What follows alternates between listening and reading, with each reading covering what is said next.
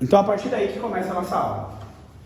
Então, o primeiro parâmetro a saber é como é produzido o líquido. O líquido amniótico é produzido pelo aparato pulmonar e o renal do feto. Então, pelo aparato respiratório e o aparato pulmonar.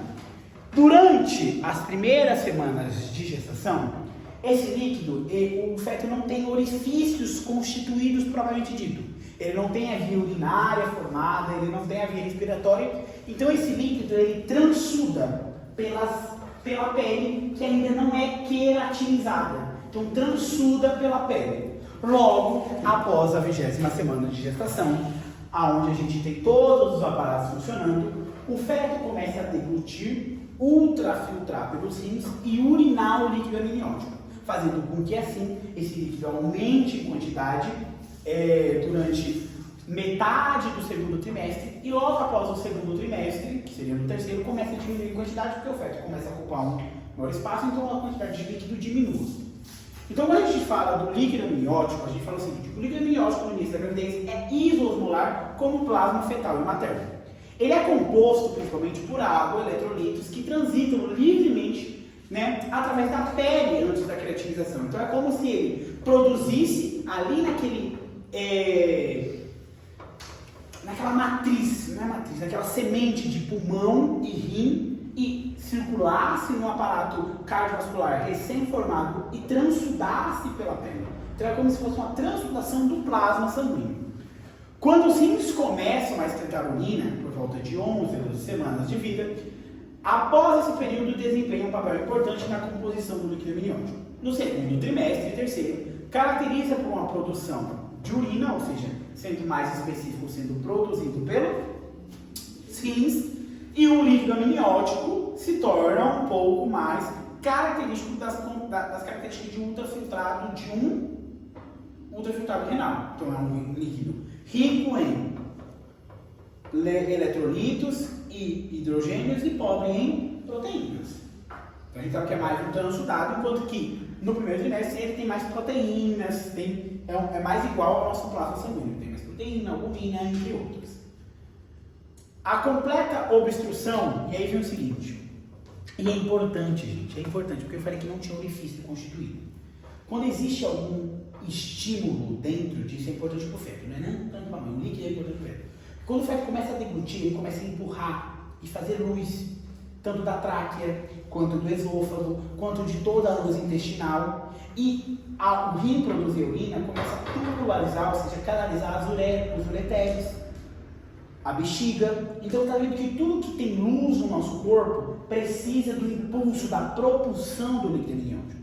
Então entenda-se o seguinte, que agora eu já expliquei para vocês de onde surge ou qual é o órgão mais essencial para a produção de líquido amniótico. O rim. Ele começa já a tomar a rédea em 11 a 12 semanas, só que ele passa a ser mais importante no segundo trimestre.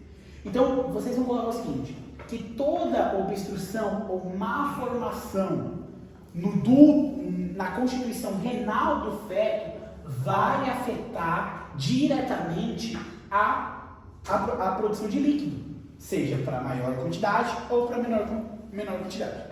Que é o que se explica assim, ó. A completa obstrução da excreção de urina instala-se uma oligodramia grave, que é a síndrome de Potter, que é incompatível com a vida fetal do feto.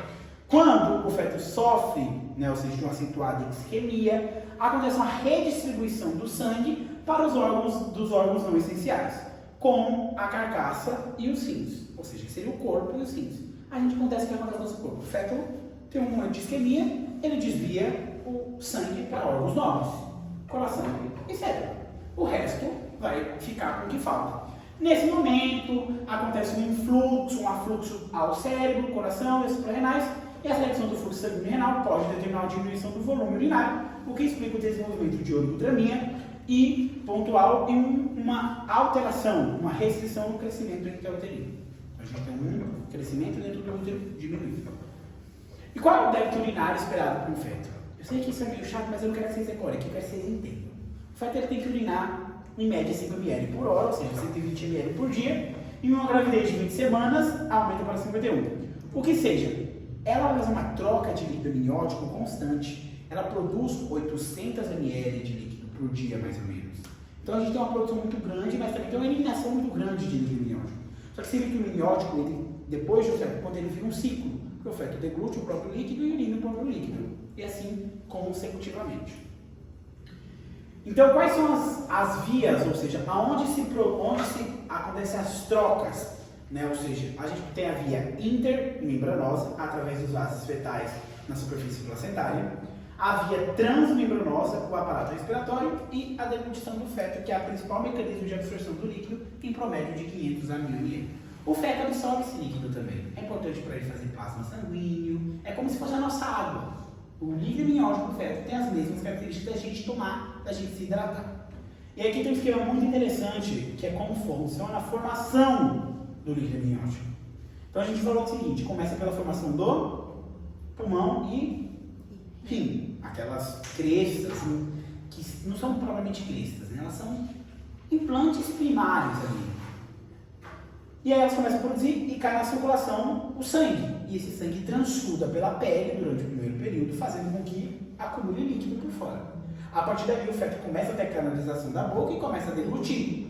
Ao deglutir ele vai dando luz, assim por se dizer, e função ao sistema gastrointestinal, que absorve o líquido e consequentemente é filtrado pelo rim e logo é urinado, criando assim um ciclo que vai se fazer durante toda a gestação. Mas a gente também sabe que o líquido tem que ter um ponto de partida. E o ponto de partida seria a partir da mãe. A mãe vai doar o primeiro exudado, que vai vir pela via intramembranosa e transplacentária, que é uma pequena parte do líquido. E todo esse líquido também pode ser absorvido pela placenta e e participar na circulação materno-fetal. Uma vez que vocês entendam isso, qual é a importância do líquido amniótico? O líquido amniótico ele é essencial. Você tem que dar na cabeça de vocês. Olha, a gravidez não funciona sem líquido amniótico. Ele é essencial para o quê? Para a proteção de trauma externo, ou seja, o feto está nadando. Então, se a mulher tem evita que o feto tenha o quê? A desaceleração. Vamos pensar com o que vocês têm. Balancem a cabeça de vocês.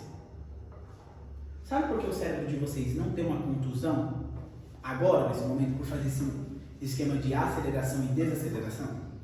Porque você tem um líquido cefalorraquídeo, que funciona da mesma forma, que vocês têm o mesmo raciocínio, para essa proteção contra traumas externos e internos. Porque impede essa aceleração e desaceleração. Por isso que a mulher ela pode andar, caminhar, correr e o feto não se traumatisma ao bater nas paredes uterinas. Então esse é o importante do líquido. Amortigua.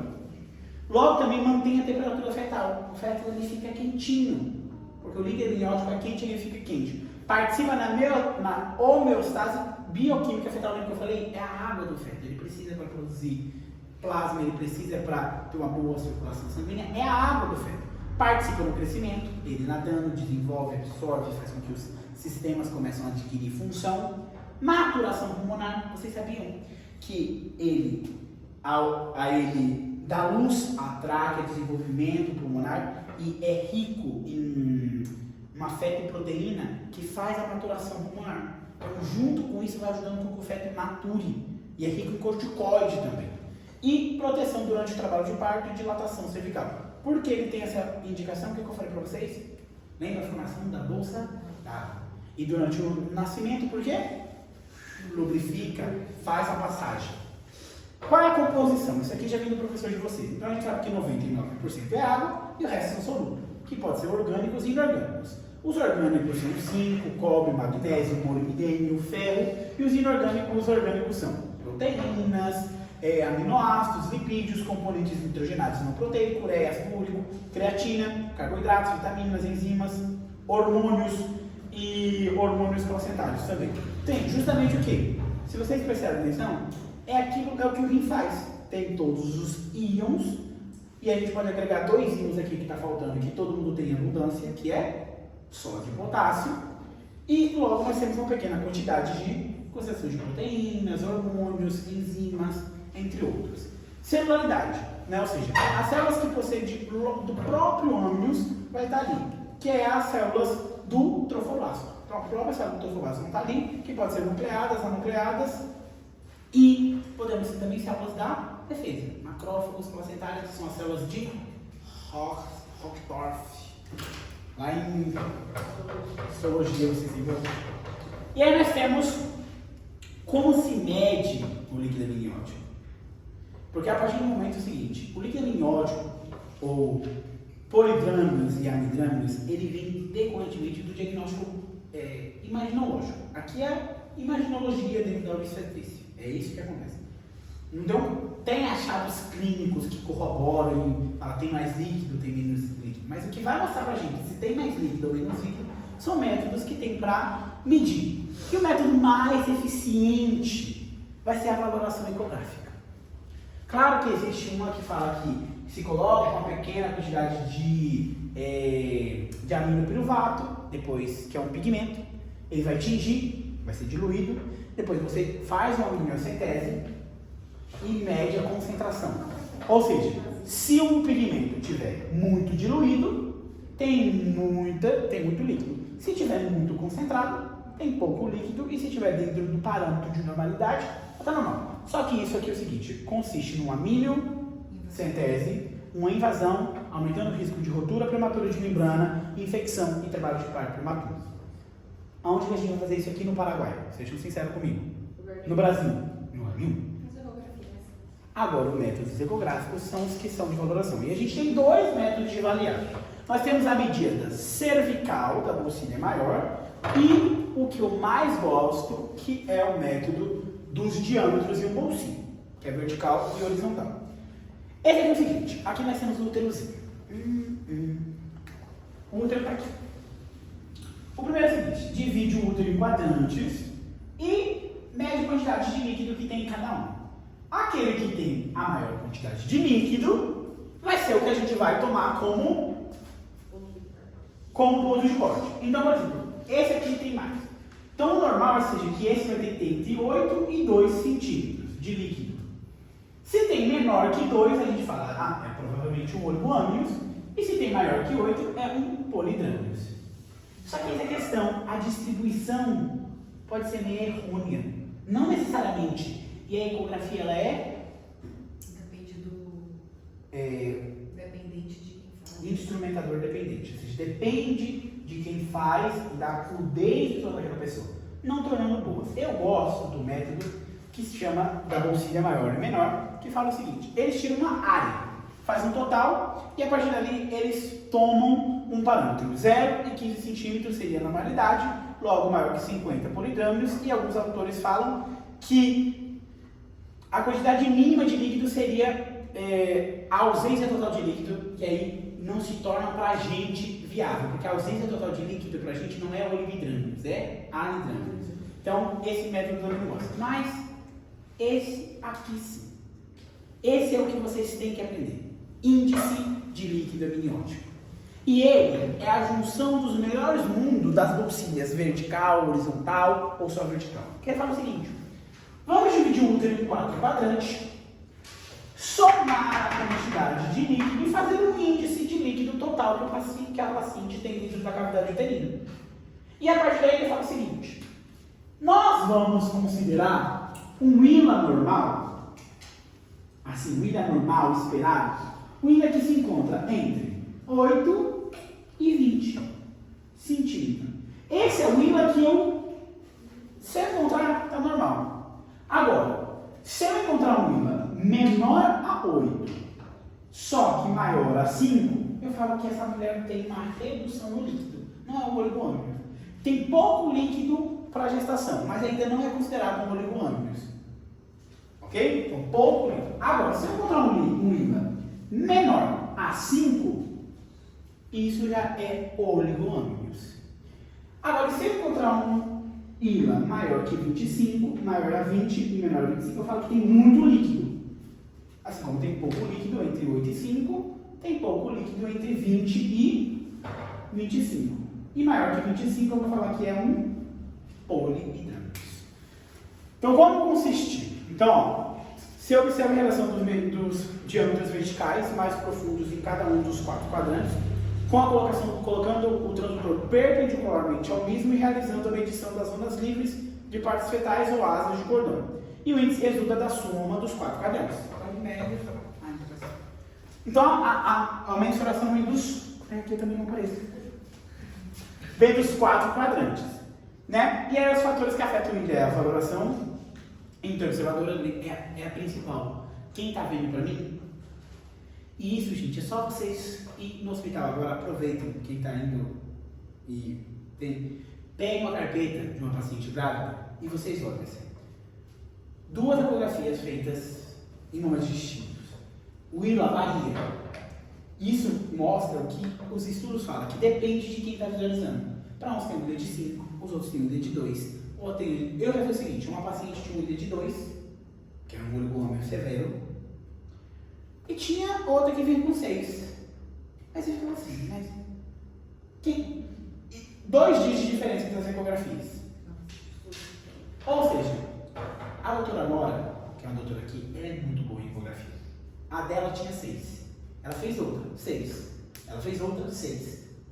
Quando fez a cesárea da mulher, que ela estava com...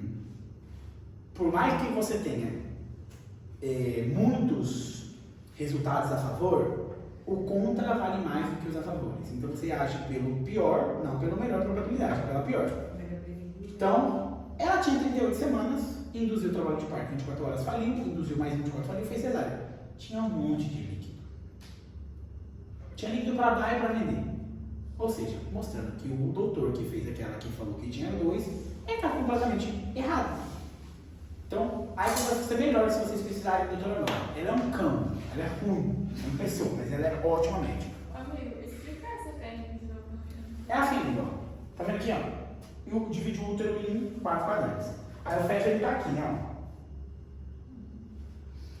Nesse 4 quadrantes, você vai sempre medir aquele líquido que está por fora do feto. Como é feito?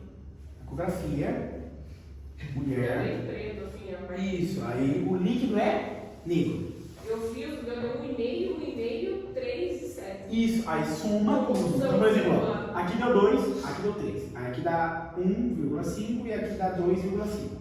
Como é feito? Pega o transdutor, normal, e faz uma ecografia do feto. Só que ali a configuração vai estar para buscar líquido.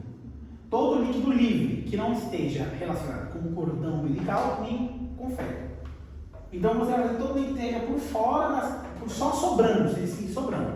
E você vai mensurar, tipo, todo líquido pela gravidade, quando deita, ele meio que se acumula profundamente, por isso que a gente fala profundo. E cria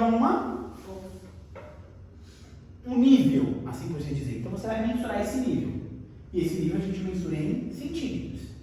E aí você mensurou, tipo, aqui o nível desse deu 1,5 centímetro. Livre de feto. Nesse quadrante, tipo, dividiu o útero em 4 quadrantes. 2 superiores, 2 inferiores. Um superior esquerdo, outro direito, inferior esquerdo e direito. Esse aqui deu 1,5. Aí esse aqui deu 2,5. Esse aqui já deu 3, ou seja, fez um nível maior. E aqui deu 2. Somou tudo, então 2 mais 5, 1,5 dá 3, 4. 4 com 5 dá 8. Ou seja, um ILA normal. Um índice de líquido amniótico da soma da quantidade prevista de líquido que tem ali dentro é 9. Dá 9. Dá 9. E é assim que se faz. Tipo, fez a ecografia, aqui tem um pouquinho de líquido, aqui tem mais um pouquinho, aqui tem mais um pouquinho. Somou tudo, saiu o índice de líquido amniótico. É fiel? Não é tão fiel, mas é o melhor método a ser avaliado. Comparado aos outros, é o melhor método a ser avaliado. E aí vem a classificação. Então, o volume de líquido amniótico é de 900 ml, aproximadamente entre 32 e 35 semanas. E após essa gestação, eles acabam que vai tendo uma diminuição. Eu falo o seguinte, que essas são as classificações. A gente fala o seguinte, que menor a 5 é oligâmeos. Entre 8 e 5 é um líquido reduzido. Maior, então, até 5 é um líquido reduzido. Então, a gente espera um líquido, então, entre 8 a 20. Corrijam aí, é de 8 a 20 realmente. Ele corrige na aula. De 8 a 20 é normal. De 20 a 25, aumentar. E maior que 25? Exato. Polihidranos.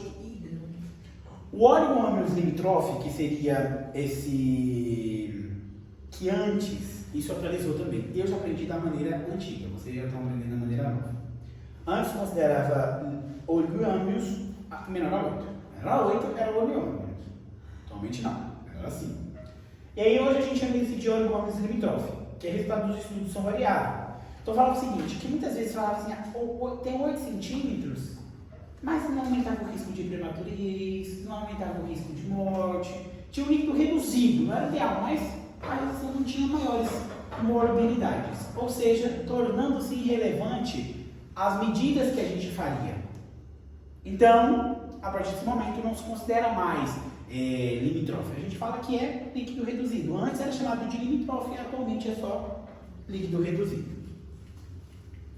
E aí vem o olho âmbios. Então, a definição de olho âmbios é uma quantidade absoluta de líquido menor a 500 em uma gestação maior a 22 semanas e o ILA menor que 5 centímetros por ecografia. Com esse método é possível diagnosticar mais olho âmbios, né, do que com quantidade específica de líquido, porque ninguém... Como vocês acham que seria diagnosticar por quantidade específica de líquido? Seria fazer uma cesárea, coletar todo o líquido e... deu 500. Deu 450, ou seja, antes de existir a ecografia era muito mais raro diagnosticar olho âmbios do que agora. A frequência de uma... E olha, olho âmbios cai frequência, etiologia e clínica, porque não tem mais nada para fazer. A frequência é de 1,1 a 5% dos embaraços, segundo as diferentes biografias. E as causas podem ser maternas ou fetais. As causas maternas estão associadas a tudo aquilo que vai levar a uma deficiência na entrega de nutrientes, como por exemplo, insuficiência placentária, pré-eclâmpsia. Essas são situações onde o útero é agredido. Restrição de crescimento intrauterino. A restrição de crescimento intrauterino ela é tanto materna quanto fetal. Por quê? As causas de RCU, a maioria são por causa de uma insuficiência placentária. Um feto que não cresce, que não se desenvolve, não desenvolve o aparato renal. Então não produz líquido tendo um olho âmbios, ok? Então é tanto materno quanto fetal. A utilização também de AINE, de fármacos como IECAS. Os IECAS, eles fazem o quê? Qual que é a mecanismo dos IECAS? IECA, inibidor da enzima. Então o que aumenta no paciente? Angiotensina. O que a angiotensina converte? Converteu de angiotensina, mas diminui a angiotensina. Mas quais são os outros dois que ela não age? Porque como funciona o sistema renina, angiotensina e aldosterona? Resumo, assim, passa. Detecta-se uma hipotensão ou uma diminuição do volume capilar circular total corporal, ativa os receptores na mácula densa que libera a renina. Renina viaja pela circulação, ativando angiotensinógeno circular e hepático, que vai ser transformado em angiotensina do tipo 1. A angiotensina do tipo 1 vai ser convertida pela ECA, enzima convertedora de angiotensina 2, a nível pulmonar, pelos pneumocitos tipo 2, e vai agir pelos receptores AP2, promovendo uma vasoconstricção, aumento da resistência vascular periférica, gasto cardíaco e pressão arterial. E, juntamente com sua ação pelos receptores AT2, a nível da corteza glomerular suprarrenal, faz a liberação de um glomerulocorticoide, que é o mineralocorticoide, que é a aldosterona. Aldosteronagem, túbulos distais renais, aumentando a reabsorção de sódio e retenção de água e diminuindo e aumentando a excreção de potássio. Então, como que age nesse caso? Ele faz essa mesma medida. Ao inibir tudo isso, você está impedindo que o feto, você está fazendo com que o feto entre também no estado de hipotensão. Então, ele vai, além de ser teratogênico no feto, o feto não vai ter pressão arterial. Ele também, o feto tem um sistema fechado, ou nosso circular, precisa de pressão. E faz com que, nesse caso, leve a isquemia renal e, consequentemente, pouco líquido, porque isquemia renal é a mesma coisa que insuficiência renal, e insuficiência renal não produz líquido. Outra questão que a gente tem é os AINES. Os AINES, o principal mecanismo deles é fechar, lembra que tinham a indometacina, lembra? Era utilizada lá na finalização para fechar o duto arterioso do recém-nascido. E por que o recém-nascido tem um duto arterioso? Mas que tem um sistema fechado, ele ainda não tem a parte de circulação pequena, que ele não oxigeniza. Então a comunicação entre o ventrículo direito e o ventrículo esquerdo é justamente para pular a etapa de ir para o ventrículo direito e para ir para o pulmão. Porque não há necessidade do pulmão que não vai fazer nada. Então, justamente, ao dar isso, você fecha e você inicia um processo de hipertensão pulmonar nesse paciente, fazendo com que o coração dele cresça, entre em insuficiência, o pulmão dele não se mature, entre tudo isso. E o pulmão era importante porque ele também produzia uma boa parte do líquido amniótico na primeira semana, então, consequentemente, vai ter uma melhor produção.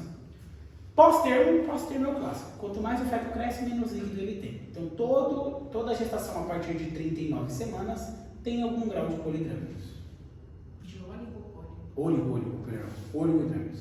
Quanto mais velha a gestação, por exemplo, gestação de 40, 41, 42, na verdade, que é chamado de pós-termo. São gestações que já tem líquido amniótico diminuído. Mas eu quero que vocês saibam essas aqui. Ó. As alterações renais são responsáveis por as principais causas fetais de oligodrâmicos. E principalmente, tudo que for relacionado aos rins, que provoque amnitrâmicos severos, são incompatíveis com a vida. Toda uma formação renal é incompatível com a vida do feto. Ele vai nascer e vai morrer. Agora, dentre todas essas causas que a gente está falando, maternas e fetais, qual é a principal causa de oligodrâmicos? RPI.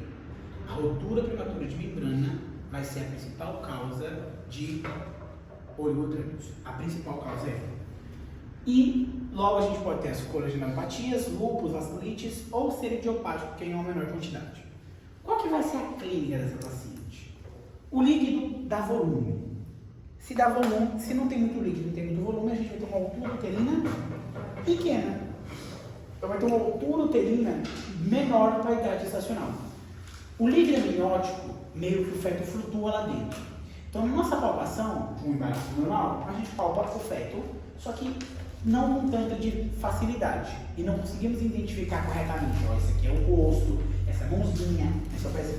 No oligodrâmicos, pela pequena quantidade de líquido, a gente consegue palpar a parte fetais com maior facilidade. Outra questão, o feto ele é um ser vivo, ele está vivo lá dentro a partir das 26 semanas, quando ele tem sistema nervoso, ele se mexe. E aí ele mexe, só que a mãe sente dor quando ele se mexe, porque ele entra diretamente em contato com a parede uterina. Então os movimentos fetais são dolorosos. E outra questão, o líquido amniótico, existe uma premissa na medicina que eu quero que vocês aprendam. Os sons dentro do corpo é o seguinte: eles voam mal, correm bem e nadam pior ainda. O que significa isso? Sempre que vocês forem escutar no corpo humano um som, por exemplo, do pulmão, a gente fala isso sobre os ruídos pulmonares. Quando tem um derrame pleural, qual é o parâmetro de você escutar o murmúrio vesicular? A bolina. Porque os sons no corpo nadam mal. Existe uma premissa sobre você escutar sons no corpo humano, todo. A gente sempre usa mais pelo pulmão, que é onde tem mais, que pode ter alguns, onde se aplica melhor, mas aqui se aplica isso. Os sons do corpo humano é o seguinte: eles voam mal, correm bem e nadam pior ainda. Ou seja, quando você tem uma zona que se torna mais dura, significa que o som vai correr. Então os batimentos fetais vão ser mais nítidos, mais altos, você vai conseguir diferenciar com maior certeza. E aplicando essa analogia, eu vou aplicar agora pulmão, só para que vocês aprendam. E aí isso já vai complementando no que eu quero ensinar vocês bastante coisa. Presta atenção no seguinte: um derrame pleural faz com que você não escute som, murmúrio vesicular, abole os murmúrios vesiculares. Então, nada mal. Derrame pleural tem água, nada mal. Agora, por exemplo, uma pneumonia lobar. Vocês crepitam, o som você escuta assim, ó, o som do tubarão, crepita. Ou seja, os sons correm bem dentro do corpo, então na área solidificada.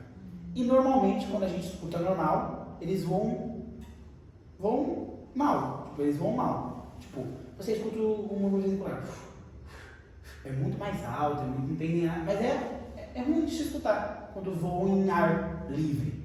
Ou, por exemplo, no pneumotórax, que tem ar. Você escuta o murmúrio vesicular diminuído ou abolido, porque tem um ar. Então, essa premissa vale aqui para o líquido. No líquido a gente só pode ter líquido. Aqui entre mais e menos líquido. Então, com menos líquido, vocês imaginam que os sons vão correr. Então vão se tornar mais nítidos, mais perceptivos, assim como as partes fetais. Então vocês colocam essa questão, uma mulher que tem uma conduta uterina menor para a idade gestacional, ela tem partes fetais, ela refere dor, ou seja, ela se sente dolorosa na mobilização fetal, e os sons cardíacos estão mais altos, me chama a atenção para uma possível oligohidrâmios. E a partir desse momento, eu vou fazer um exame complementar, que vai ser a ecografia, onde eu vou pedir especificamente um índice de líquido amniótico, e ele deve vir para confirmar a minha hipótese diagnóstica menor a 5 centímetros. E aí vem como se classifica, porque tudo na medicina tem leve, moderado e grave. Então vocês vão colocar assim, que é leve, aquele oligohidrame entre 5 e 4. Então 5 e 4, leve. 3 e 2, moderado. Menor a 2, severo. 5 e 4, 3 e 2. E menor a 2. Moderado e severo. Severo o quê? Qual? Menor a 2.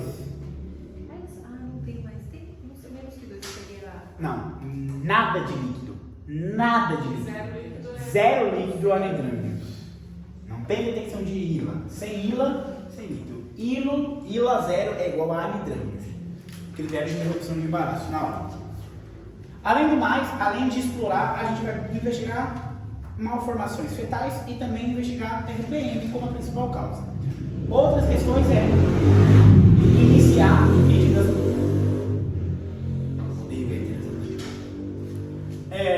Vamos iniciar laboratórios, principalmente contra o grupo TORT, que é toxoplasmose, citomegalovírus, rubeola e herpes vírus tipo 1 e vírus 2, hepatite e Chagas. E principalmente citomegalovírus, porque foi visto que a infecção amniótica pelo citomegalovírus provoca uma menor produção de líquido, então consequentemente deve ser investigado sempre. O prognóstico aumenta o risco de resultados adversos no embaraço, pendente de sua etiologia, severidade e idade gestacional. Lembra sempre que o prognóstico vai depender da idade e da etiologia. Por exemplo, se for uma formação fetal renal, a gente já sabe, é enviado para a vida. Se for um RCU, tem que procurar o que está provocando o RCU. Se for uma pré-eclâmpsia, tem que tratar a pré-eclâmpsia. Tudo isso depende da etiologia. A idade gestacional, justamente pela conduta que a gente vai tomar. Por exemplo, se o oligohidrame surgiu numa idade gestacional de 37 semanas. Foda-se, vamos falar um negócio brasileiro. Foda-se o oligohidrame com 37 semanas ou mais. Eu tiro esse feto dali, ó. Acabou. Agora, opa, surgiu um oligohidrame com 28 semanas. Opa, o que está causando? Vou investigar a etiologia, hidratar bem essa paciente, ver se eu posso fazer um esquema de maturação pulmonar, preparar para qualquer momento esse feto, buscar alterações, seja elas maternas, fetais, o que está buscando esse líquido.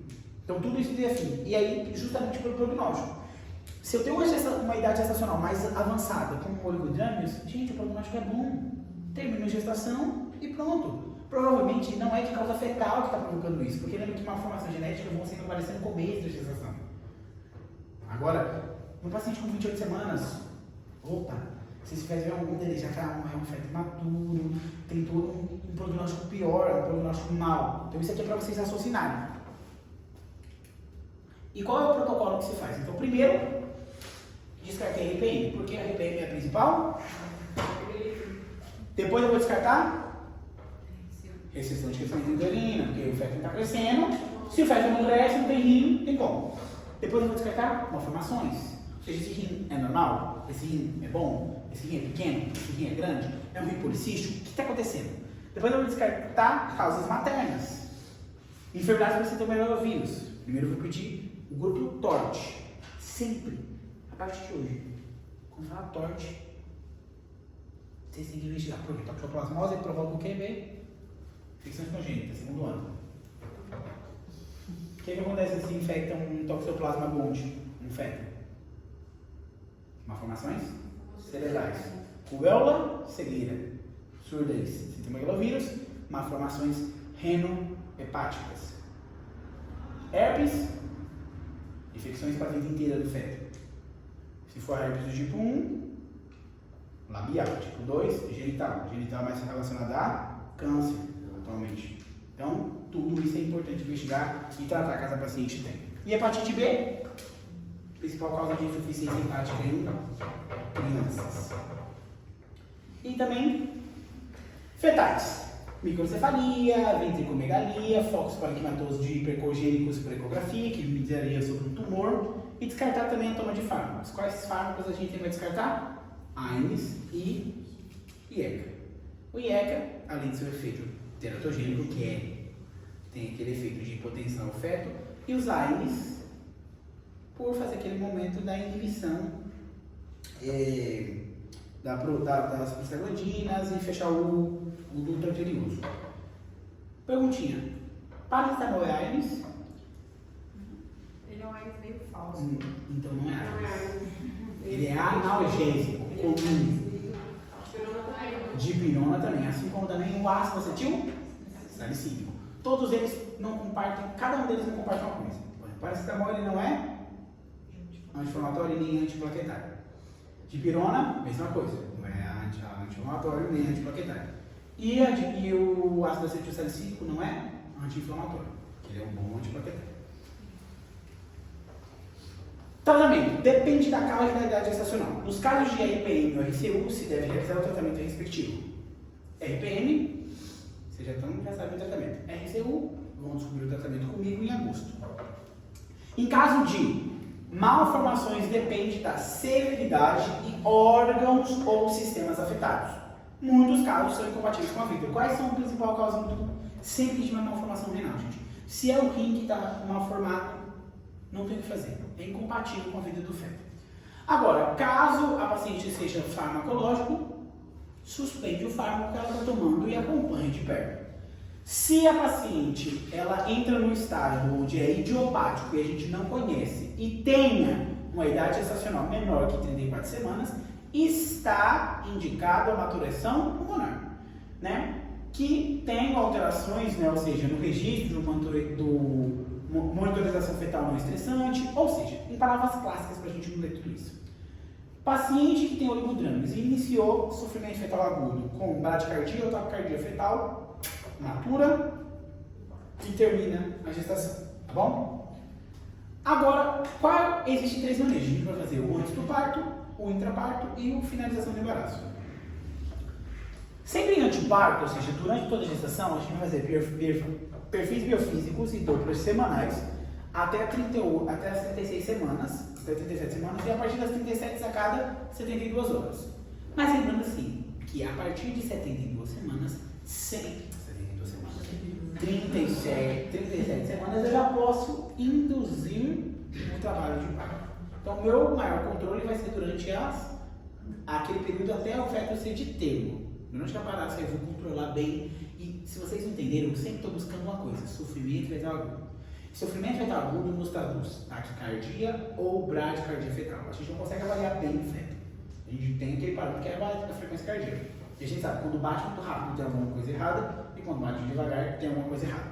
Aí vai entrar um termo que eu vou falar para vocês, mas só quero que vocês esqueçam. Chamados DIPs. Todo feto faz bradicardia. Todo feto faz bradicardia quando tem uma contração fetal. Isso é chamado de DIP 1. Quando o útero contrai e o feto bradicardiza, é normal. Agora, quando tem uma dissociação entre o bradicardia e a contração fetal, é chamado de DIP 2. E são sempre DIPs patológicos. Porque qual que é a fisiologia normal que está acontecendo agora como vai ser o nome do seu neném? Henrico. Com o Henrico. O útero da Carol contraiu, diminui o fluxo sanguíneo do Henrico. O Henrico dá uma estressadinha e taquicardiza. Só que quando descontrai, ele bradicardiza. Ou seja, normal. Ele está seguindo o ritmo tocográfico do útero. Agora, vamos supor que uma mulher grávida comece a ter essa desrelação. Então o útero não está contraído e o Henrico está taquicárdico. Ou o útero está relaxado e está bradicárdico. Isso não é bom. Esse seria o tipo 2, uma desrelação entre a atividade cardíaca e a contração. E tem o tipo 3, que seria por compressão dos cordões umbilicais. Então o Henrico ele pode meio que pisar no cordão umbilical dele. Ele vai bradicardizar. E depois vai taquicardizar. Isso tudo é indicação de tratar com o protocolo de fetal RCU, um sofrimento fetal oxigenização, lateralização materna, ou seja, colocar a mãe em cúbito esquerdo para descomprimir a veia cava inferior, e 15 minutos de oxigenoterapia. Se melhora a resposta cardíaca fetal, tranquilo. Se não, cesárea. Por anestesia geral. É a única indicação de cesárea com anestesia geral.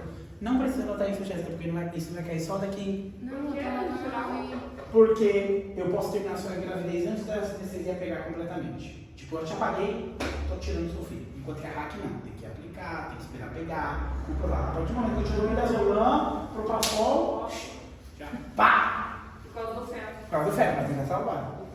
E aí a incisão vai ser infraumbilical. Tudo isso que eu estou falando para vocês podem achar chatice, mas aí amanhã chega na aula prática e a doutora pergunta para vocês sabem responder. Infraumbilical. Lembra assim, tem uma urgência, isso é a pergunta clássica, tem uma urgência ginecológica obstétrica. Qual incisão eu vou fazer? Infraumbilical.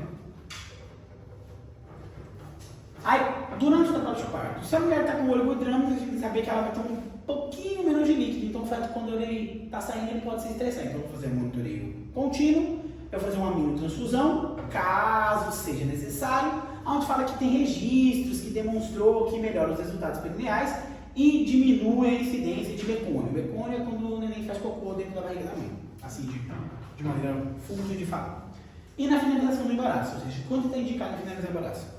Sempre a partir das 37 semanas e não é indicativo de cesárea, ou seja, não é porque tem oligoâmios que vocês vão cortar as pacientes de vocês. Não. Agora, se o paciente apresenta também sofrimento fetal agudo, independente da idade gestacional, interrompe o embaraço. Por cesárea. Aí sim, por cesárea. E aí nós temos o oposto do polidrâmico, do oligohidrâmicos, que é o poli. Onde é considerado o seguinte, que é quando a gente tem uma quantidade de líquido amniótico maior que 2 litros, ou 2.000 ml, e um ILA superior a 25. A frequência é de 1 a 3 dos embaraços e se classifica segundo o momento de instauração. O polidrâmico ele pode ser agudo, uma instalação súbita, nos últimos 30 dias. Então, assim, ele é de início brusco, usualmente ocorre no segundo trimestre, antes das 24 semanas, e surge de um acúmulo rápido em poucos dias, ou seja, em até 30 dias, e pode produzir parto prematuro e até abortamentos. Ou pode ser crônico, onde ele vem um aumento progressivo, que costuma aparecer a partir do 7º mês de gestação, ou seja, também no segundo trimestre de gestação, de evolução lenta, melhor tolerada pela mãe, e também que aumenta a incidência agora sim de parto prematuro. O que acontece? Com 20 semanas, que é segundo trimestre, pode ser que a paciente já, do nada, tenha um polidrâmicos. E aí, gerar um aborto. O feto de 20 semanas é um aborto.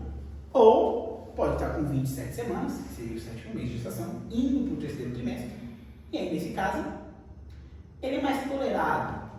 E o que eu quero dizer com isso? Eu já expliquei para vocês uma entidade clínica que a gente já estudou que dá polidrâmicos. Qual que é? Que eu até expliquei a fisiopatologia todinha. Que vai, aí tem um transportador limite, aí depois quando transporta isso, secreta tudinho, aí ele é arrastado com isso, o paciente, o nenenzinho urina muito, diabetes. A principal causa de polidrâmicos aqui também é materno, é o diabetes gestacional. Assim como lá no olho era a RPM, materno, aqui também é a diabetes gestacional. Calma, isso é crônico? Sim, não, amiga. É porque eu ILA. não entendi a classificação do Não, a policrônica é questão da instalação, da rapidez, brusco e crônico. Aí ele fala que são intervalos de 30 dias. Por exemplo, está grávida hoje, está grávida agora. Líquido ILA 5. 5 não, 9.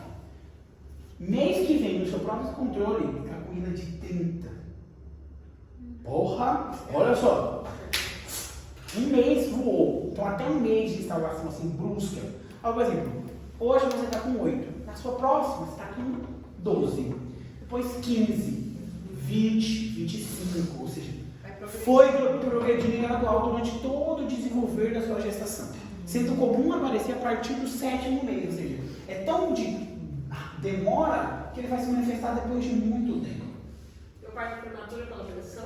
Exatamente, a pressão de líquido faz com que o coelho uterino ceda e começa a dilatar. E a descompressão brusca de um polidrâmios pode matar tanto o feto porque leva a um desprendimento de placenta. Gente, já sabem de tudo, já podemos ir embora. Então, segundo o ILA, aqui também se classifica em leve. Aí, ó, leve. Imagina comigo. É de 5 em 5 que anda aqui, ó. De 5 em 5. Então, de 25 a 30, leve. Maior que 30 e menor que 40, já pulou para 10. E menor que 40, leve, moderado. E maior que 40, severo. Qual é a clínica? Quais são as etiologias? As etiologias também se dividem em materno e fetais. Materna, a principal é a diabetes. É a forma mais frequente. Qual a fisiopatologia? A gente já explicou. A hiperglicemia fetal faz com que ele tenha uma glicossúria, que é a eliminação de glicose pela urina, arrasta a água e faz uma produção maior de líquido. Pronto. Agora a gente pode também a eritrobastose fetal, que a gente vai estudar, vou dar aula para vocês até setembro. Então a gente vai ter estudado imunização RH. A eritrobastose existe antígenos contra o sangue do feto. E aí destrói tudo e o feto começa a eliminar aquilo que vai dizer. Feto positivo? É o contrário. Feto positivo e negativo. É no meu caso. Eu tenho que tomar. Eu tenho que tomar e mais um pouco. Sim. Olha, você tem teste de Cumbis? Tem. Traz pra gente. E aí, embaraço múltiplo. Embaraço múltiplo justamente porque quanto mais feto, maior líquido. Maior vai crescer. Aí não é questão de ser patológico, é questão mesmo fisiológica, porque é outra questão, não é fisiológico, é patológico. Nenhuma gravidez geminária, nenhuma gravidez com mais de um feto é normal. Toda gravidez geminária é patológica. Então é patológico também, por isso que é considerado como uma causa. Malformações fetais do sistema nervoso e tubo digestivo. E todo mundo cai. Porque ele coloca bem assim. Verdadeiro ou falso? Oligoâmnios é causado principalmente por alterações, malformações do sistema nervoso central e tubo digestivo. Verdadeiro ou falso? Falso. Oligodrâmios é provocado principalmente por malformações do sistema renal. Quem é do sistema nervoso e do sistema digestivo é o poli. Por quê? Se você não desenvolve o gasto intestinal, o que você faz? Você não deglute, você não absorve. Sobra líquido. O sistema nervoso eu não sei a explicação, não sei, mas o sistema gastrointestinal é justamente por não deglutir, não absorver e se acumula a maior quantidade de líquido. Em infecções, olha só, citomegalovírus, toxoplasmose, Lues, o que é Lues? O que é isso aqui? Lues. Tá vendo? Você tem que ver a nomenclatura, que é cai Lues, você já não sabe o que é. Sífilis. Existem 3 nomes para sífilis: buba, lues e sífilis. Qual o primeiro? Buba. Buba? Que antes era chamado de verruga de buba, lá na África. Aí pegou esse nome. Lues era o nome dado na América Latina. E sífilis é um nome internacional de acordo com a IUPAC. IUPAC não, sobre IUPAC de Química. Sobre a nomenclatura da medicina. Então tem 3 nomes. Se tivesse tido aula com Jesus, saberia. Qual que é a clínica? É o inverso do oligohidrâmios. Aqui, a altura uterina, primeiramente, a mulher vai definir diminuição dos movimentos fetais. Ela vai estar tão grande que o feto vai estar nadando lá tranquilo, na piscina olímpica, e nunca vai bater nas bordas. Então, ela nunca vai sentir que o feto está mexendo. Ou seja, elas vão vir desesperadas por não sentir que o feto delas está mexendo. Você vai ficar desesperado pelo tamanho da barriga. Barriga gigante, você já vai sair um tumor com feto. Você vai dizer, meu Deus do céu. Você vai ser desesperado do tamanho. Na sua avaliação clínica, a barriga vai estar maior para a idade gestacional. E, além do mais, ela vai referir também que ela se cansa muito rápido. Quando ela está deitada, a barriga comprime, o diafragma ela tem dispneia. E ela fica cansada. E quando você for escutar o feto, o seu sonar, você vai escutar assim. bem baixinho, porque é muito líquido, o som nada mal. Então, vai ter um líquido, muito líquido, vai ter pouco líquido. E, além do mais, peloteio fetal. Ou seja, ao vocês fazerem a manobra de Leopold, aí você faz assim. Sustenta, palpa, né? Sustenta. Vem cá, agora eu vou te ajudar.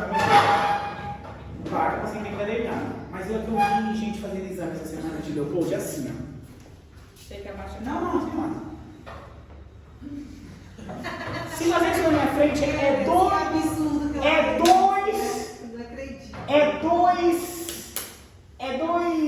dois tempos. É um tapa na orelha.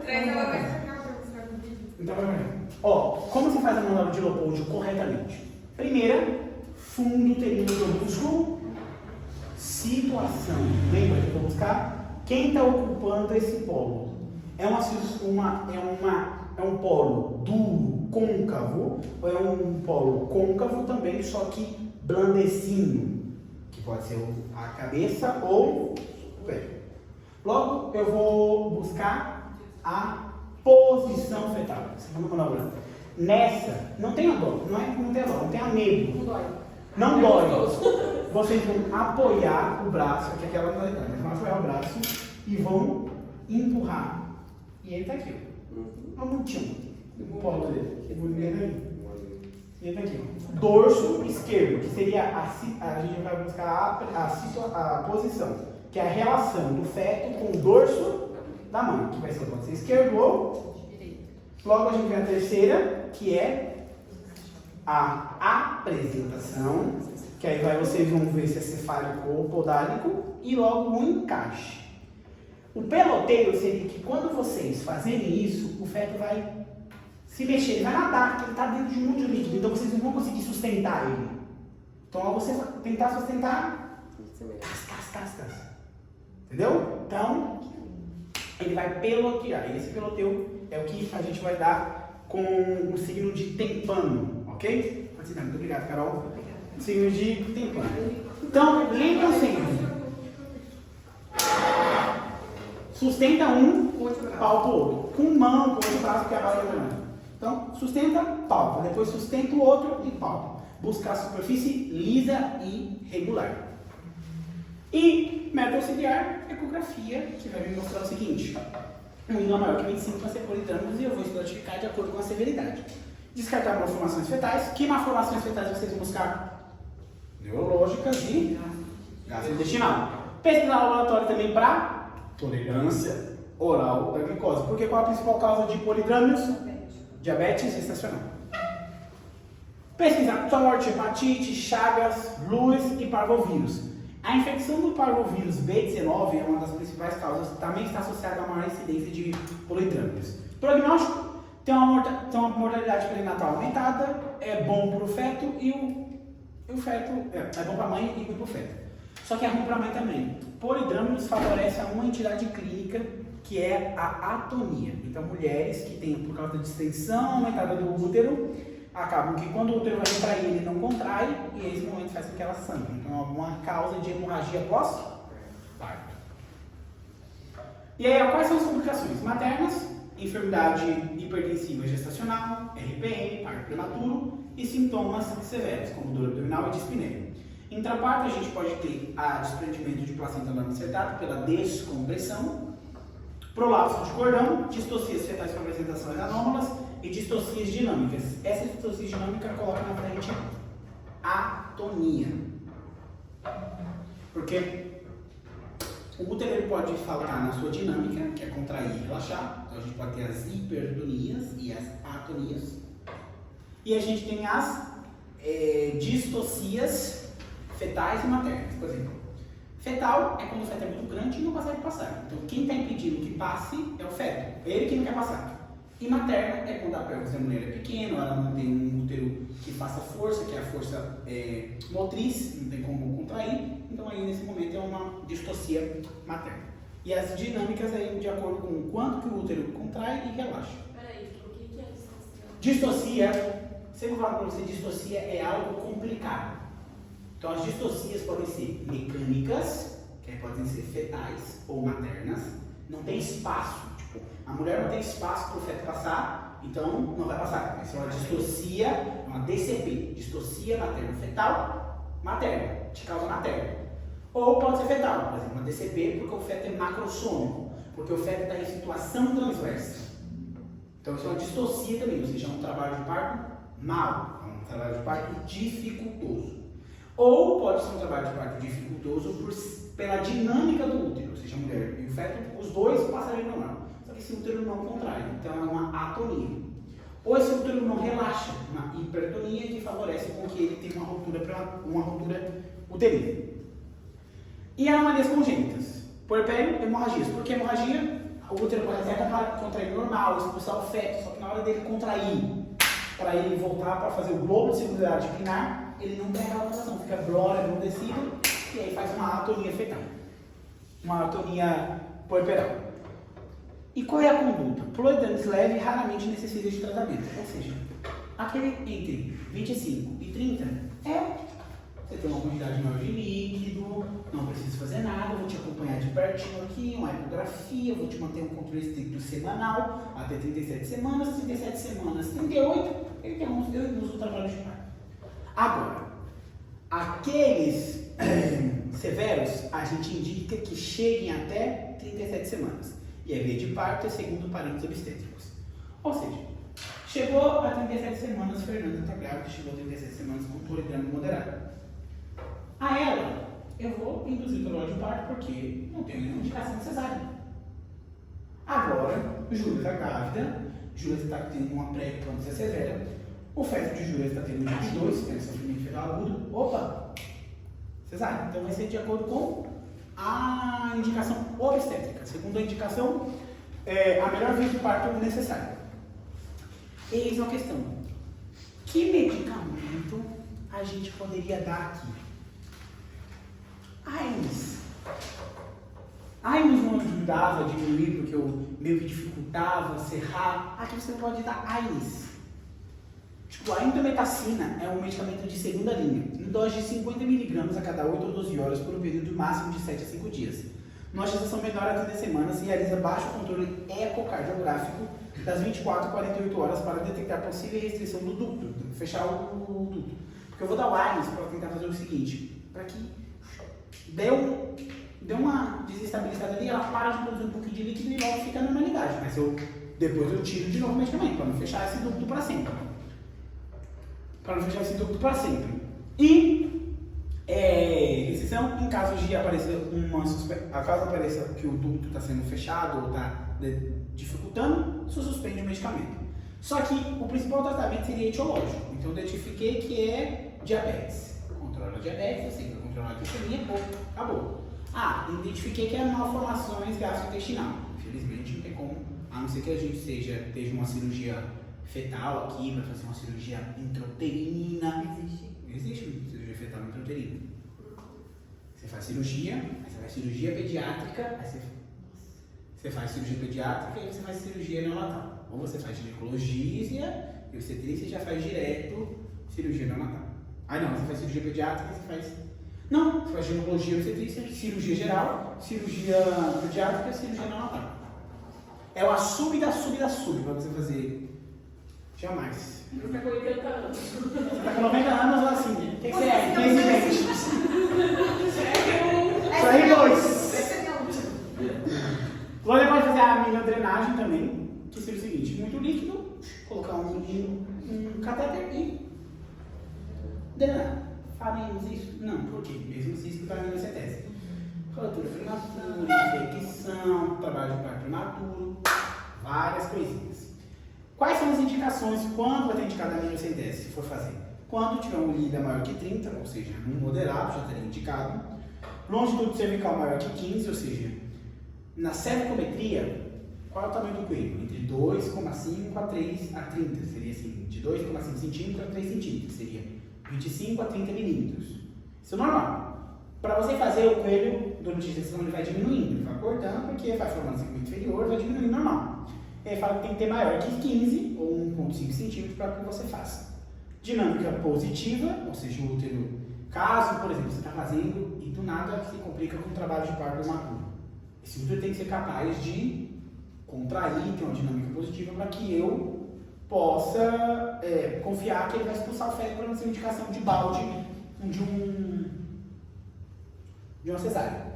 E desconforto materno severo, ou seja, a paciente pode ter uma dispneia obstrutiva gigantesca. Aí nesse caso estaria indicado a amniosintese. Mas não se faz por quê? Se a mulher tem isso, você faz implementação.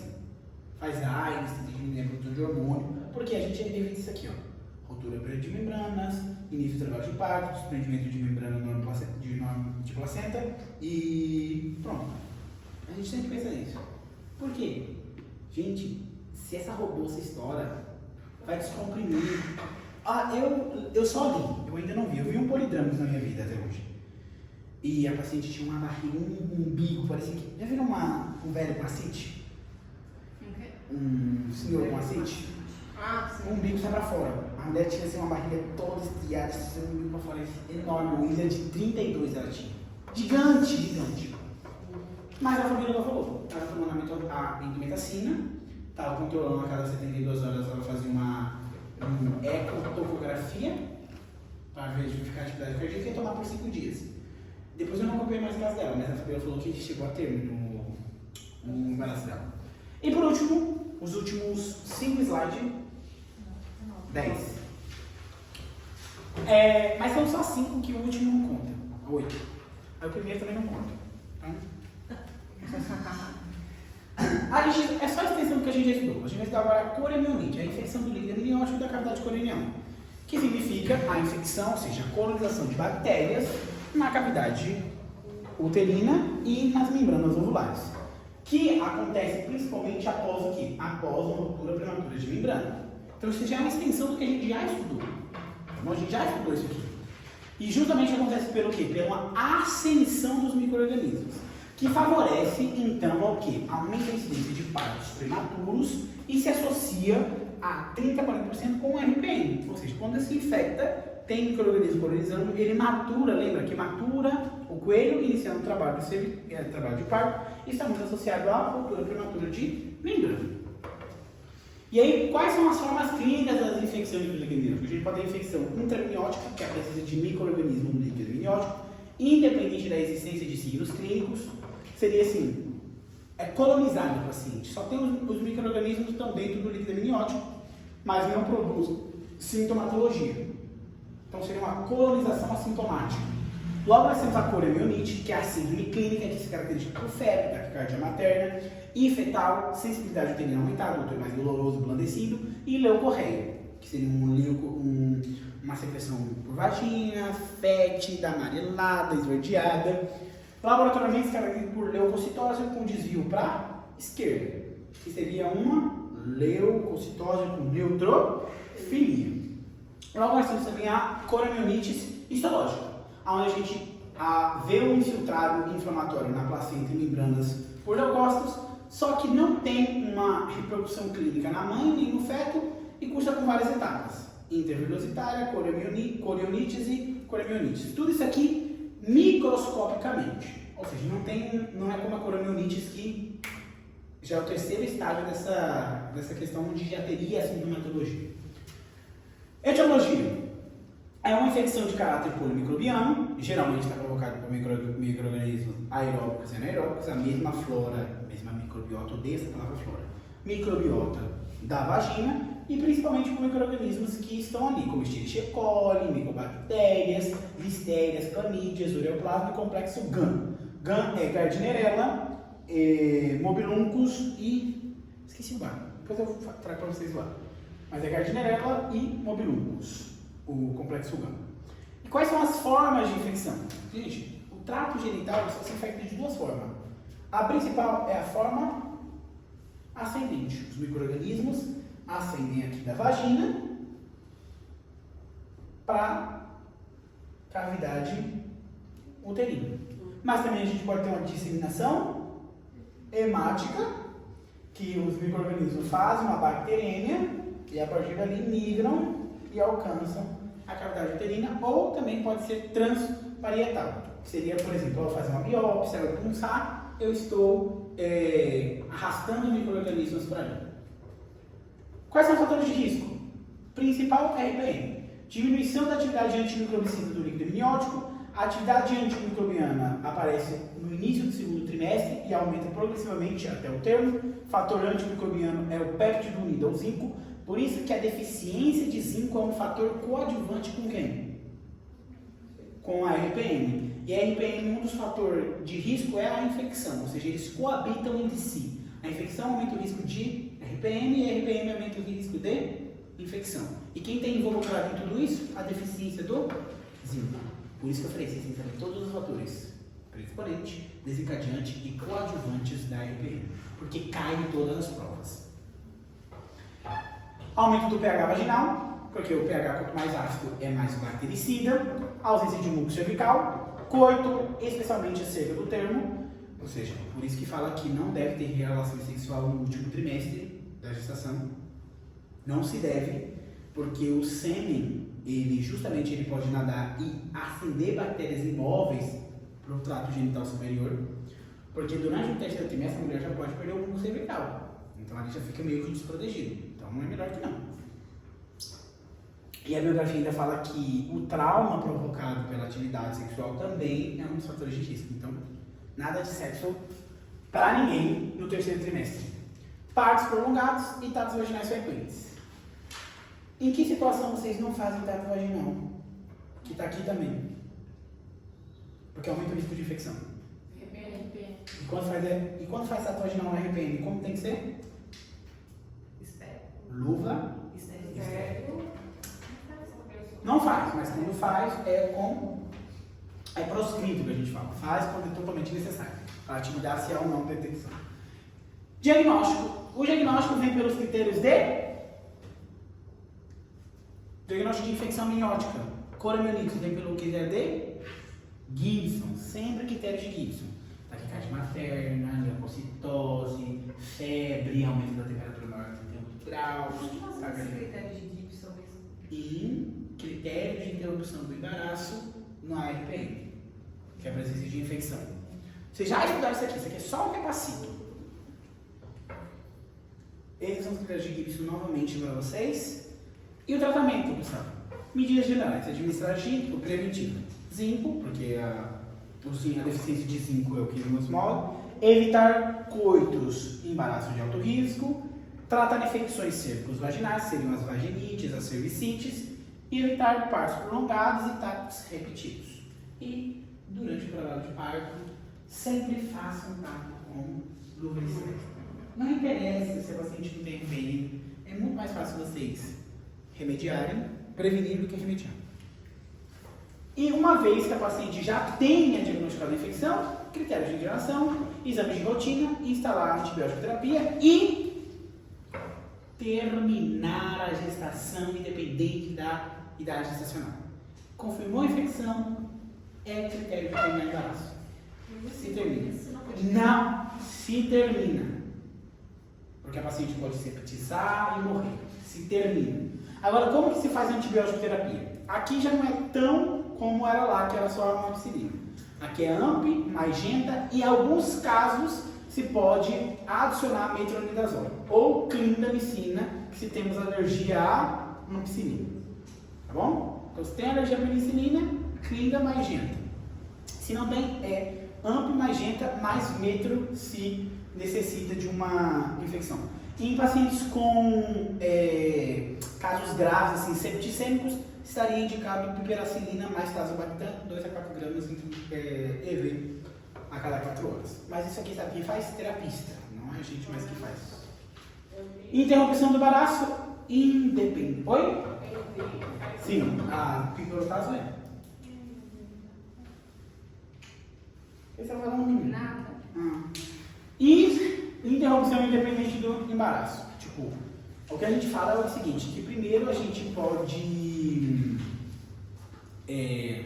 estabilizar hemodinamicamente a paciente, se ela estiver instável, e logo terminar o embaraço. Ou diretamente já terminar o embaraço. E se a via de terminar o embaraço tem que ser previamente parto, porque por feto é mais benéfico para o seu parto. Mas caso não deixe para ter parto e vocês precisam de uma cesárea, lembrar que tem que agregar sim ou sim metronidazol ou clindamicina. Muitas gracias. Perguntas, dúvidas, reclamos? Vasoprodução com